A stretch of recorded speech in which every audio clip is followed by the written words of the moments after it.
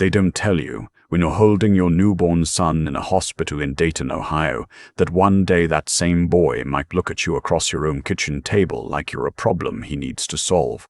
Nobody warns you about that. Nobody should have to. But here I am, and I'm going to tell you exactly what happened. My name doesn't matter as much as the story does. What matters is that I spent 31 years at a manufacturing company outside Cincinnati. Not in the boardroom, not in a corner office with a view, but on the floor. Quality control, then process engineering, then eventually leading a team that reduced defect rates by something the company's VP called statistically remarkable at an all-hands meeting in 2009. I never went to college. I went to work. There's a difference, and for a long time I thought the world understood that difference. I was wrong. My son. I'll call him my son, because that's what he is, whatever else he became. Graduated from the University of Michigan with a degree in finance. Then he got his MBA from Northwestern. I paid for the undergraduate years. His mother's life insurance paid for the rest. She passed when he was 24. Pancreatic cancer, gone in 11 weeks from diagnosis to funeral. The kind of loss that either pulls a family together or quietly cracks it in half. For us, it did both at once, depending on the day. After she died, he moved back home for a year. I thought that was healing. I thought we were healing each other. We'd sit on the back porch and I'd tell him stories about how his mother and I used to drive out to Lake Erie on long weekends before he was born, when we were still figuring out what kind of people we wanted to be. He'd listen. He'd laugh in the right places. I thought I knew him. Then he got a job offer in Chicago. A good one. Private equity, the kind of firm with a name that sounds like two old men who died 100 years ago. He took it. Of course he took it. I told him to. For a few years after that, we talked on Sundays. He'd call. I'd pick up. We'd talk for 20 minutes about nothing much. The weather in Chicago versus Ohio, his gym, my garden, the Bengals. Normal. Fine. Then he met Vanessa. I want to be careful here, because I don't think Vanessa is a bad person. I think she's a person who grew up in a world where worth is measured in zip codes and alma maters, and she married a man who had started to believe the same thing. That's not evil. That's just a certain kind of poverty that money can't fix. She was polite to me, the first few times, distant, but polite. She asked about my work, putting the softest possible emphasis on the word, the way you might ask a child what they drew in art class. I answered honestly. I talked about the systems I'd helped design, the waste reduction protocols that got picked up by 3 other facilities in the Midwest. She nodded and looked at her phone. My son watched her do it, and he didn't say anything. That was the first sign. I noted it and filed it away, the way you do when you love someone and you're not ready to know what you already know. About 2 years into their marriage, they bought a house. Nice neighborhood, north of Chicago. He called to tell me, and somewhere in the conversation he mentioned, casually, the way you mention you're out of coffee, that they'd like me to move up. Live closer. We have a finished basement, he said. It'd be good for you. The house in Dayton is too big for one person. He wasn't wrong. The house was too big. 22 years of a marriage in 3 bedrooms and a detached garage, and half of it had felt empty since she left. So I said yes. I sold the house in Dayton. I put most of what I had in savings, and there was more than either of them knew, because I'd been careful and quiet my whole life about money, the way my father was, the way his father was before him. I moved in December. They had a Christmas tree up. It smelled like pine and cinnamon, and for about 3 weeks everything felt like it might actually be okay. It wasn't. By February, Vanessa had started referring to the basement as your space, with a possessive emphasis that made clear it was also a boundary. By March, she'd started scheduling family dinners that didn't include me unless I happened to be standing in the kitchen when the time came. By April, my son had started using a tone with me that I can only describe as management. The voice people use when they're trying to move something from one column to another without technically lying about what they're doing. I kept my head down. I tended the small garden I'd started in their backyard. They had a nice yard, good soil, southeastern exposure. I made coffee in the mornings before they woke up and left the pot full. I fixed the dryer when it started making a noise that I recognized from experience as the drum bearing going. I didn't ask for thanks. I didn't need it. I was their family, not their tenant. But Vanessa had started to think of me as the latter. The moment I knew, really knew, was a Saturday in June. I came upstairs to get a glass of water. This was around 10 in the morning, and heard her on the phone in the living room. She didn't know I was there. She was talking to someone, a friend I assumed, and she said, "He's fine. He's just always there, you know. Like, I can hear him moving around down there. I feel like I can never fully relax in my own home." I stood in the hallway and listened to my daughter-in-law to slow leak in the ceiling. Then I got my water. I went back downstairs. I sat in my chair by the window where the light came in, good in the afternoons, and I thought for a long time. I didn't say anything to my son that day, or that week. I'd spent 31 years in manufacturing, and the one thing that work teaches you, really teaches you, down in your bones, is that you don't react to a problem before you understand it completely. You observe, you document, you wait until you know what you're actually dealing with. So I waited, and I watched. What I saw over the next 2 months was a slow, coordinated shift. My son started bringing up conversations about the future, mine specifically. Had I thought about senior living communities? There were some really nice ones now. Not like the old days. Did I have a plan? He said it gently, with concern on his face that I think was half real. But the timing always lined up with something Vanessa had said the week before. I understood then what was happening. This wasn't my son turning against me. This was my son being managed by someone who was uncomfortable with my presence, and finding it easier to move me than to address the discomfort directly. He was making the choice 1,000 men make. The choice to keep the peace at home by outsourcing the cost of that peace to someone else. In this case, to me. I made a decision. Not out of anger, out of clarity. I called my attorney, a man I'd worked with for years back in Ohio, solid, careful, the kind of lawyer who charges you fair and tells you the truth. I told him I wanted to update some documents. He asked which ones. I told him all of them. We met on a Tuesday. I drove back to Dayton for the day, told my son I was visiting an old colleague. We spent 4 hours at a conference table with a pot of coffee and a yellow legal pad.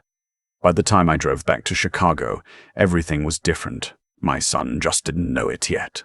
The moment of confrontation, and there's always a moment in these situations, came in late August. My son came downstairs on a Sunday evening. He was dressed like he'd prepared for the conversation, which told me Vanessa had helped him rehearse it. He sat across from me in the second chair I bought for the basement because sometimes you want company, and sometimes you want the option of company, and those are different things. He folded his hands. He said, "Dad, I think it's time we talked about the future." I said, "Okay." He talked for about 15 minutes. He was gentle. He was careful. He used the phrase, "your best interests," 4 times, which is a thing people say when they mean their own best interests but haven't quite admitted it to themselves yet. The gist of it was this. They were thinking about starting a family. Good news, genuinely. And I tried to let myself feel that, and when they did, they'd need the basement as a nursery, and perhaps it would be a good time for me to look into some of those communities we'd discussed. He knew a few that had good reviews. Vanessa had done some research. I let him finish. I sat with it for a moment. Then I said, "How long are you thinking?" He said, "We were hoping maybe by the end of October." End of October? 2 months. I'd sold my house of 22 years to move up here, and he was giving me 2 months, framed as a gift. I nodded. I said, "I appreciate you telling me directly." And I meant it, actually. It was more than I'd expected from him, given what the last several months had looked like. I told him I'd need a few weeks to figure out my plans, and that I'd let him know. He looked relieved. That relief told me everything I needed to know about how long he'd been sitting on that conversation. What happened next? I did not plan for drama. I want to say that clearly. I am not a dramatic person. I have never once in my life done something for the reaction it would produce. What I did because it was the right thing to do, and because I believe. I have always believed that the truth is not cruel, even when it is inconvenient. 3 days later, on a Wednesday morning, I put a sealed envelope on the kitchen counter before either of them came downstairs. Inside was a letter I'd written by hand. I'm a slow writer, and I crossed out more than I kept, and the final version took me 4 drafts over 2 evenings. I wrote it the way my mother taught me to write thank you notes. Say what you mean, say it plainly, don't dress it up. The letter said this, that I was grateful for the time we'd had together under one roof, even when it was hard, that I understood their need for space and privacy as they built their family, that I was not angry, that I loved my son more than any document or dollar amount could represent, and that before I left, I wanted him to know that he had always been enough, that I had never needed him to be anything other than what he was, and that I was sorry if I'd failed to make that clear. Then I added one more paragraph. I told him that sometime in the next few weeks, he would likely be contacted by my attorney regarding some updates to my estate documents. I told him not to be alarmed. I told him everything was taken care of. And I told him that when the time came, he would understand. Then I put the house key on top of the envelope, carried my bags to my car, and drove to a hotel in Evanston that I'd booked the night before. My son called at 8:47 in the morning. I know because I still have the call log. He called 3 more times before noon. I let him leave voicemails. The first one was confused. The second was worried. The third one, and I've listened to it more times than I should probably admit, was quiet. He'd clearly read the letter again. He said, "Dad, I think I need to talk to you. Not about the house. Just I need to talk to you." I called him back that evening. We talked for an hour and 40 minutes. It was the longest conversation we'd had in years, and the first honest one since his mother died. He asked me what the paragraph about the attorney meant. I told him that I had updated my estate planning, and that there were some things he should know about my financial situation that I'd never felt the right moment to share. He said, "How bad is it?" I almost laughed. "It's not bad," I said. "It's the opposite of bad. Here is what my son did not know about me. The house in Dayton sold for considerably more than he'd assumed. The market had done things in the years since his mother and I bought it that neither of us could have predicted. Beyond that, I had spent 31 years maxing out my 401k contributions, investing quietly and consistently in a way that most people don't, because I grew up without money, and I understood in my body what that felt like, and I never wanted to feel it again. I had a brokerage account that I'd opened in 1987 and never talked about at dinner parties because I didn't go to dinner parties where people talked about that kind of thing. What I had was not $55 million. I want to be honest, but it was more than he or Vanessa had ever imagined when they looked at me and saw a retired floor engineer from Dayton who gardened and fixed their dryer. There were also 2 things my son didn't know about my work history. The first was that in 2003, I had filed for and received a process patent, a small thing technically, related to a thermal calibration method I developed. The company had licensed it. For 15 years, a quiet royalty had arrived in my account twice a year, not life-changing money, but consistent and entirely mine. The second thing was that the same VP who'd called my work statistically remarkable back in 2009 had, without my ever asking him to, mentioned my name to someone he knew at a consulting firm. That connection had led, over time, to a small amount of advisory work that I'd done remotely on my own terms. Nothing glamorous. But it had kept my mind sharp and added to what was already quietly there. My son was silent for a long time after I told him all of this, not the stunned silence of someone who's been tricked. The quieter silence of someone who's realized they constructed an entire understanding of a person from the outside, and the inside was completely different. He said, "Why didn't you ever tell us?" I said, "You never asked. That wasn't cruel." I said it matter-of-factly, because it was a fact. In all the conversations about senior living and nursery plans and my future, not once had either of them asked me what my financial situation actually was. They had assumed the assumption was comfortable because it supported the conclusion they'd already reached. He was quiet again. Then he said, "Dad, I'm sorry." I told him I knew he was. I told him that the apology I needed wasn't about the money, and that he'd figure out what it was actually about when he was ready. We stayed in that hotel in Evanston for 10 days. My attorney had already helped me identify a condominium in a part of the Chicago metro area I genuinely liked. Good walkability. A farmer's market on Saturday mornings, close enough to the lakefront that I could get there without driving. I put a deposit down the following week. It closed in October, right around the time my son had originally asked me to be gone. The irony of that timing was not lost on either of us. Vanessa called me once in September. I was surprised. She was stiff at first, the way people are when they've been coached to be gracious about something they'd rather not address.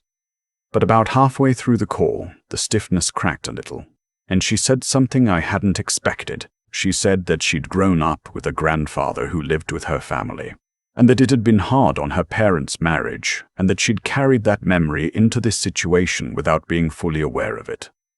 She said she thought she'd projected something onto me that wasn't fair. I didn't tell her she was forgiven, because forgiveness isn't a thing I hand out like a receipt.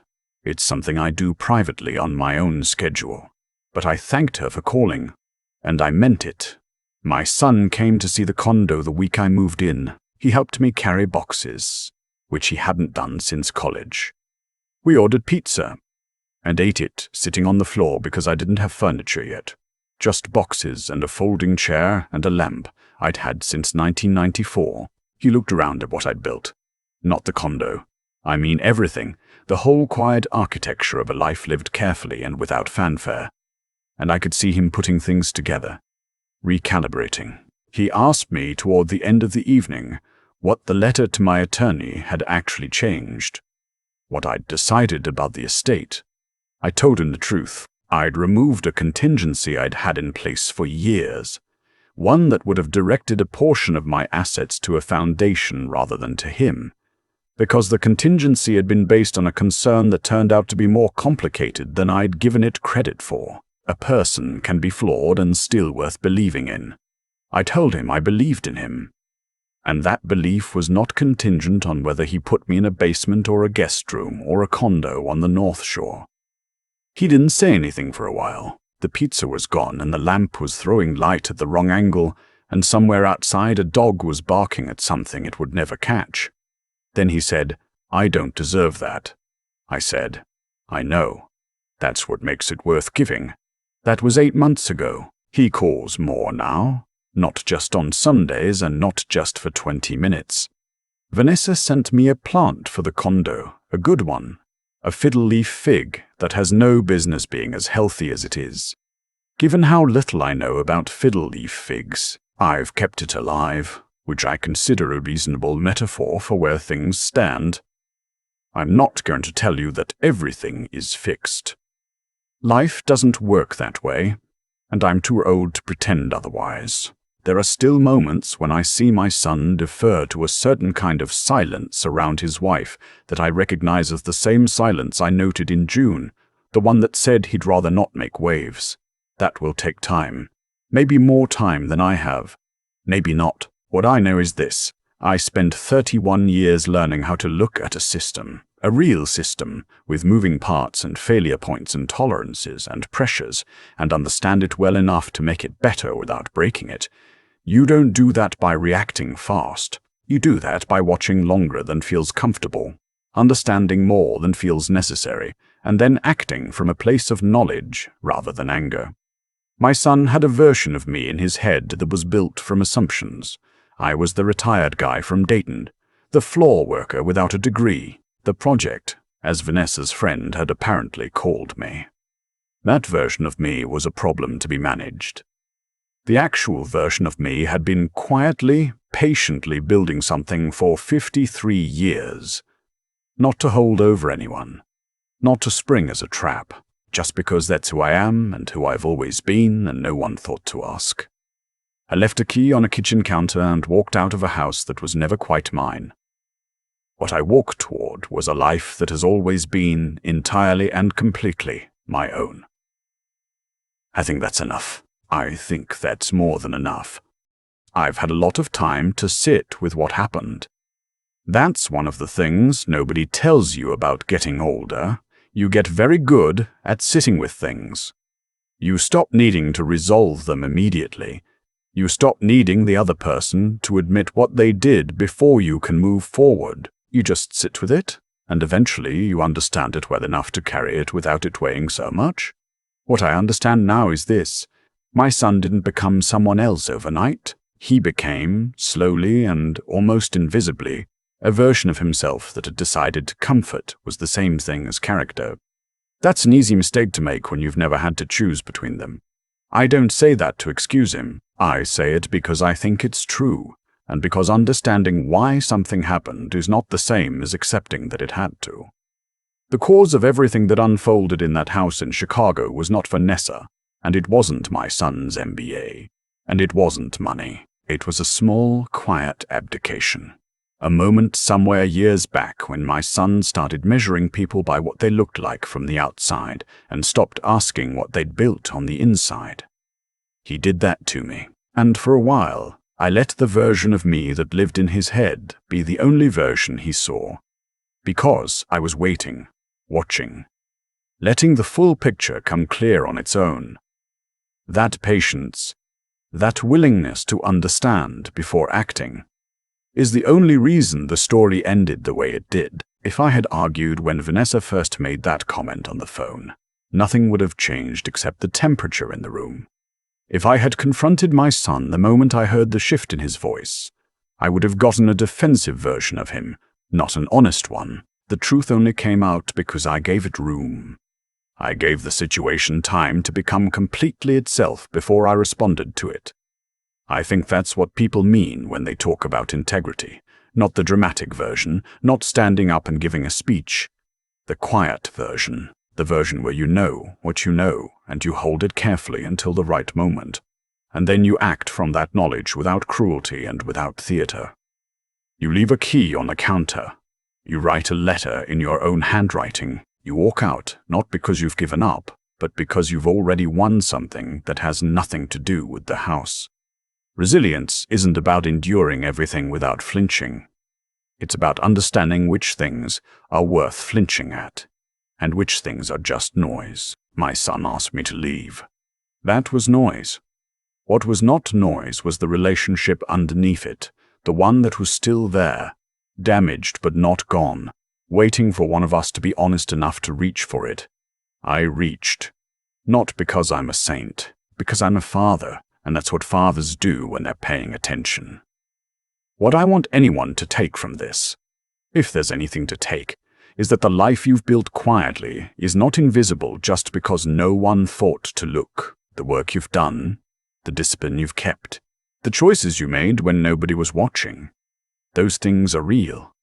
They accumulate, and one day, when someone assumes they know exactly what you are and exactly what you have, the truth of your actual life will be right there, steady and patient, waiting to be seen. It doesn't require an audience. It never did.